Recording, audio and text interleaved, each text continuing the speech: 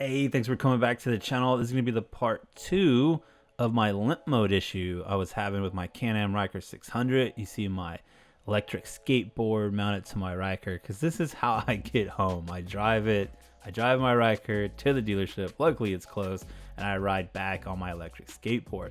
Also, just as a bonus at the end of this to get more Ryker in there, that same day, I grabbed the Miata, and it's like time to get it up and running because if they're gonna have my Ryker for a little bit, I still want to join some fun, ride around with the guys in the Miata.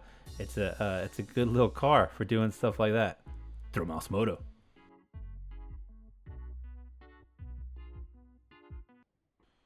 So about 2 videos ago, I experienced for the first time the VSS fault error limp mode on my Can-Am Ryker 600. So we're going to talk about that in this video, and this is my plan. I got the backfire G2T. You've probably seen it in some of the other videos. I was just messing around on it. I got it strapped to the Ryker. I did it for the first time at our first Twisted Sisters ride because I wanted to have something cool. It passed the test. It was good. But as you can see there, I got it strapped down a little bit better.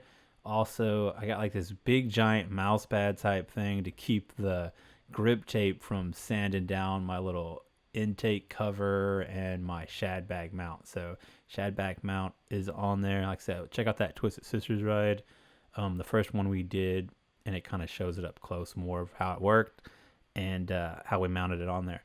Other than that, 2 videos ago was when we had that video, and I was just riding around. I had the new rider David, 6'5" David on his Ryker Rally, and Ryan with us that day. It was just like a regular ride. There was lots of twists and everything, and I ended up going to limp mode toward the end of our ride when we're going back home. First time I ever had it, and it's no joke. You can only go like 30 or 40 or whatever it is. And as you can see in this footage here, so it's in limp mode, and I'm just going to take some back ways to the dealership where I bought it from so they can check it out.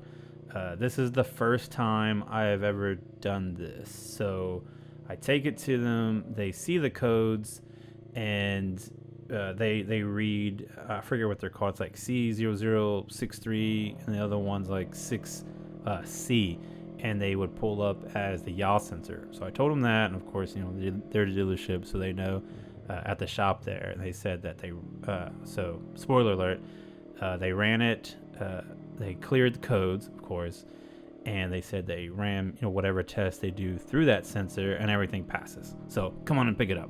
And it's like, okay, I'm pretty sure there's something wrong with it. So it'd be cool. I'd rather you say there was something we found and then they fix it, instead of, you know, it's all good, must be something weird. It's like, okay, well, I guess I'm just gonna ride this around until it happens again. So fast forward, because this is like, I mean, it was like cold, so it might have been January. Maybe this was January. So months have been gone by, and I've been riding it, putting some miles on it, and then it happened again. So if you follow on Instagram, which you should because it's more current stuff, this same situation happened again. And as of today, like me recording this today, I did this same ride of shame in limp mode down here, and you could see it'll say like 70 miles an hour or something crazy on there, but I'm only going like 35 maybe on here. So I drop it off, but I don't use the board back. I just walk, and I wish it was this day, because if I put gloves on in the beginning, I had to wave at the bad kids that were cleaning up trash. They were waving at me. If it was like this, it would have been way cooler, because it was so hot today. Like, it was insane. And I walked back, but it was cool. The Dollar General on the way, I stopped there, and the new Baja Blasts were out. So turns out my backpack fits 12 Baja Blast, which is good to know. It was really heavy too, so it was a drag walking back. But like I said, it's not that far. I mean, you pretty much, I barely edit that, so you saw you know, how far I rode. It was pretty much just like that. So no major roads, no anything. I stayed in the slow lane, so no big deal. I'd be super upset if these 2 times that I've had to do this, I had to tow it. That's nuts. That extra cost or whatever. I'm not even sure if the warranty is part of that. But yeah, this is the first time I dropped it off, and that's how it went. You know, they said they recognized it. You know, they pulled that code.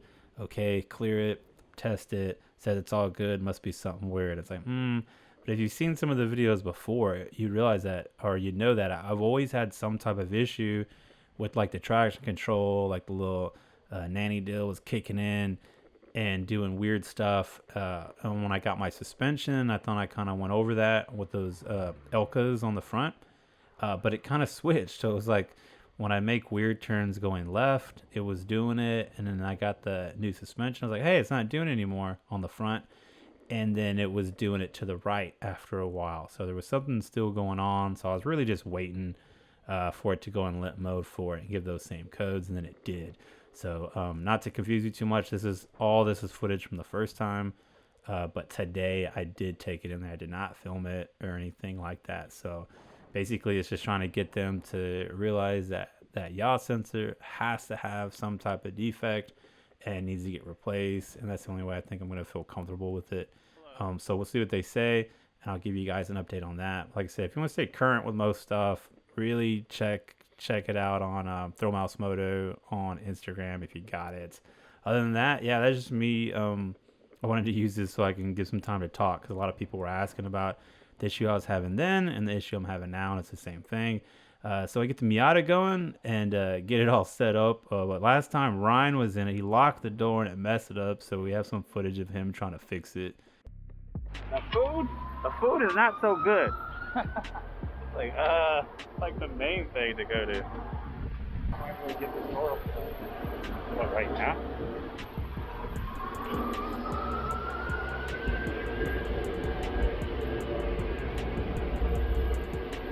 Oh, I don't have a Phillips head on me.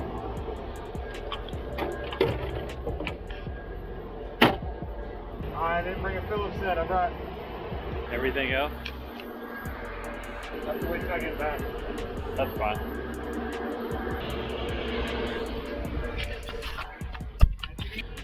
Right?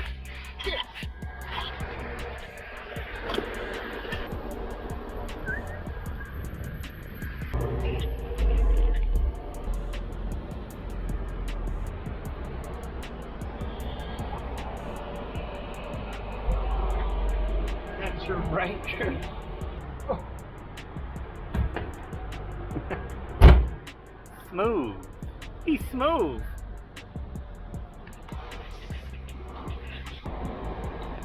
You know, Kevin's been wanting us to see something about his garage too. Some super surprise thing about it. Wanna go over there? Wanna go by the apartment first? Real quick, yeah. Okay.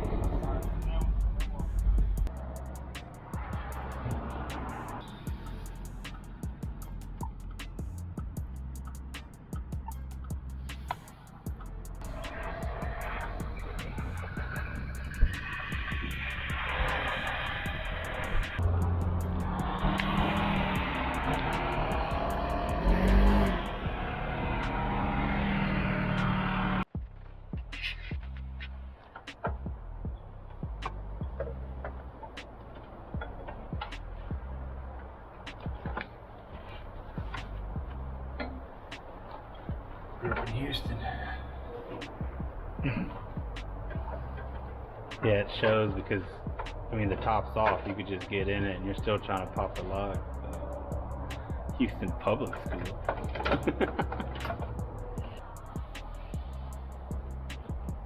It has like a hole right here that could get patched, but it could be that, or a hole right here.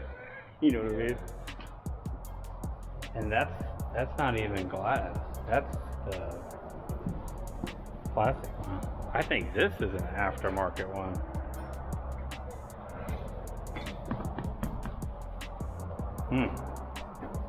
Yeah, it's all. Look. All right, don't feel too bad about my Miata. I do end up getting a new top on it. So new top, new battery, and I was getting it inspected that day. And then the thing about the door was we rode around. It was a long time ago. I don't think we filmed at all. No, it was like when it was when I just got it. Yeah, it was Ryan and I and Brian when I just got my Ryker, and we rode around. And you're not supposed to lock the door. So when you lock it, it gets jammed, and I happen to jump in and out that entire time until Ryan fixed it.